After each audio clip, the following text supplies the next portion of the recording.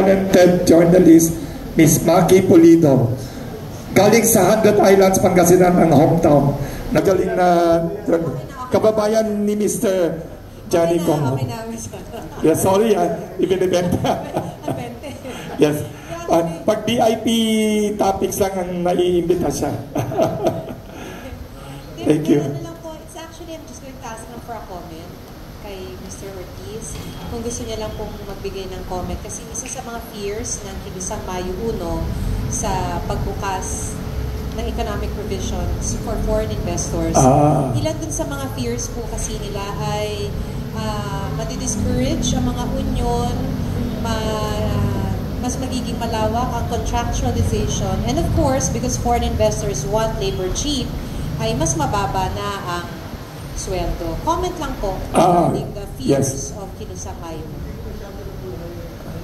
Pakiulit tayo yung question, Ms. Maki Pulido. From KMU. From KMU po, isa sa mga fears po ng Kilusang Mayo 1, kung halimbawa po gagalawin yung economic provisions para mag-imbita charter change. Charter change. Yes. Para makapag-imbita ng foreign investors, ay una, mas lalawak yung problema sa contractualization. Second, yung madi-discourage lalo yung pag-union, yung pag-unionize, which protects labor. Tapos third ay dahil syempre gusto nilang kumita at mas gusto nilang mas mababa yung sweldo ng labor, ay mas magpapatuloy yung mababang sweldo sa mga manggagawa. Comment lamang po. Comment.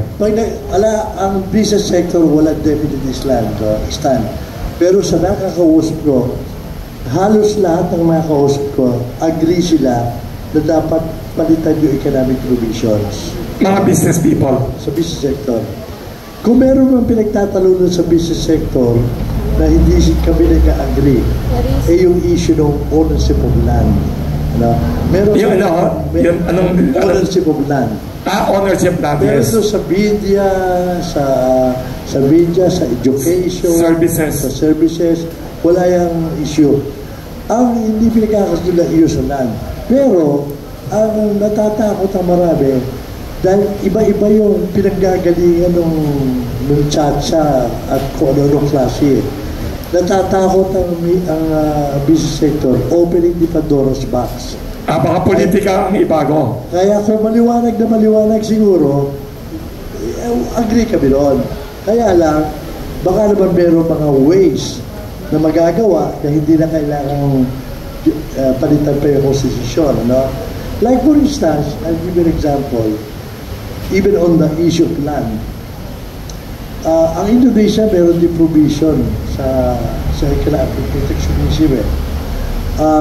Sa Indonesia, nasa constitution din nila yung opening of foreign yung investors. So doon sa issue ng land, they went around the law, the constitution by creating a administration na pupunta ka sa kanila, doon ka makikipag-usap, kunwari i-release mo yung land. And they give, I think, 99 years.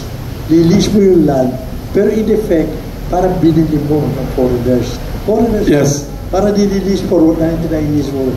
Ngayon, kung biglang aalis yung foreigners, pupunta sila sa authority yung bibili, bebenta yun, ibibigay yung ano. So, yung right to 99 years, pwede ibenta na sa iba. Pwede mong bilihin. Yes. So yun, mababalik yung ano. So yun, naikutan na. Maraming ways kasi. Parang Hong Kong, Singapore, and China. Ganyan. Nagagawa mo. At kaya gawin. Kaya lang, natatakot nga yung mga ano. Kasi nga, economic provision na pinag-uusapan, ang dami nung lumalabas na issue. Siyempre, wait and see na lang yung business sector. Sir, ano lang ako last na po. Yes. So every time po kasi pag-uusapan ang pagtaas ng sweldo, medyo pumapalag lagi ang business sector. So, could it be po dahil mababawasan ang profit ng business sector kapag nagkakaroon ng sahod? Magandang question. In-explain ko kanina. Ang business sector, 90% micro. Yung small, 8%. Yung medium, 1%. Yung large, less than 1% even. No? Yung mga micro, di namin miyembro yun. Yung mga small, marami rin din namin miyembro. Ang miyembro namin yung mga upper end of small, yung medium, tsaka yung large. Kukunti lang yun. Kaya nag-ano kami, kawawa naman yung wala nagsasalita para sa kanila. Yung mga informal sector, hindi naman namin miyembro yung mga farmers, hindi naman namin miyembro yung mga ano. Ba't kami nagsasalita? Because masasaktan sila. Pag nasaktan, ang buong bayan na masasaktan.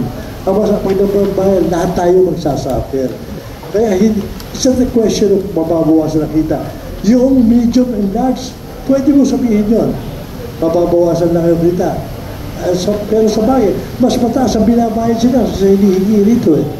Sabi ko nga kanina, 13-month pay lang kung magbigay, 16 months, 17 months eh. Hindi mo lang kailangan hingin eh. Ang sinasabi natin, ang may problema, yung micro. There is no way na ano yan, nakikitain ng mga micro yan.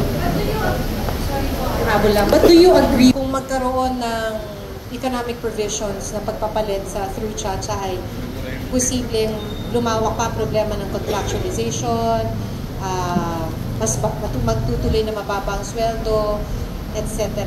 Do you agree that that will happen? Alam mo, pagka pumasok ang economic provision, papasok ang investors, opposite ang mangyayari. The quality of jobs should go up, there will be more jobs, there will be choices. The quality of jobs should go up. Yun lang, we may have to adjust some of our labor laws. Dahil hindi papasok yung mga yun kung hindi papalitan. Kaya halimbawa nung pinipilit natin dapat walang contractualization. Hindi ubra sa foreigners yun. Tayo lang ang nagpipilit to na walang contractualization. Ang choice ng contractualization is a choice of management. Kung gusto mo lahat ng security guard mo, agency, fine. Kung gusto mo lahat ng accounting mo, meron din contractor, fine. Okay yun. Tayo lang yung nagsasabi na hindi po pwede yun eh. Meron pa tayo sinasabi, core business, kailangan. Hindi contractor. Ang contractor natin, basta qualified yung contractors at kayang, sila magiging yan. Give you an example. Construction. Yung mga karpintero, gagawa ka ng building, 2 taon gagawa ng building, o 3 taon gagawin yung building, halimbawa, hindi naman po pwede yung may-ari ng building, magiging permanente sila yung doon. Meron supplier na labor.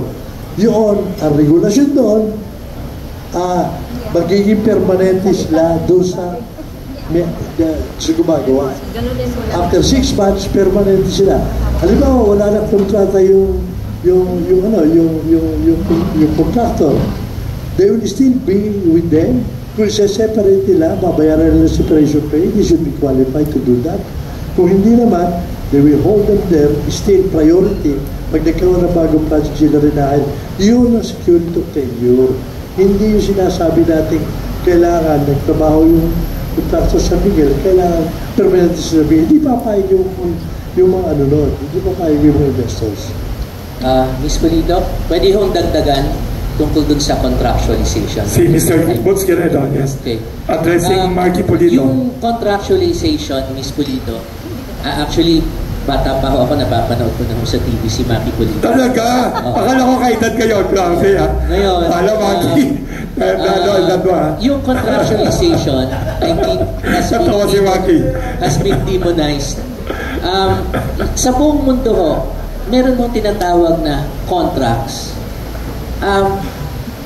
Pag tinanggal ho nyo yung contracts in its proper definition, paano ho yung sinasabi ni Mr. Ortiz na gagawa ng building o ng bahay? Paano pag natapos yung bahay?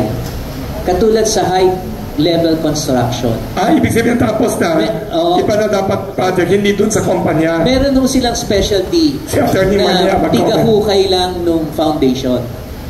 So pag nahukay na ho yung foundation, tapos na ho yung trabaho, lilipat na naman sila ng ibang kontrata, maghuhukay na naman.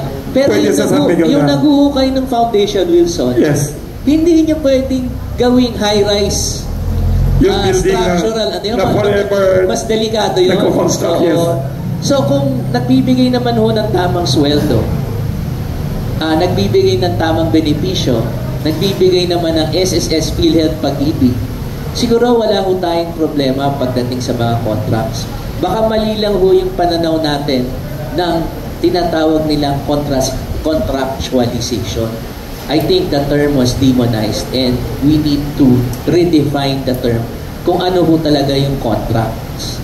And contracts protect the worker from abuses.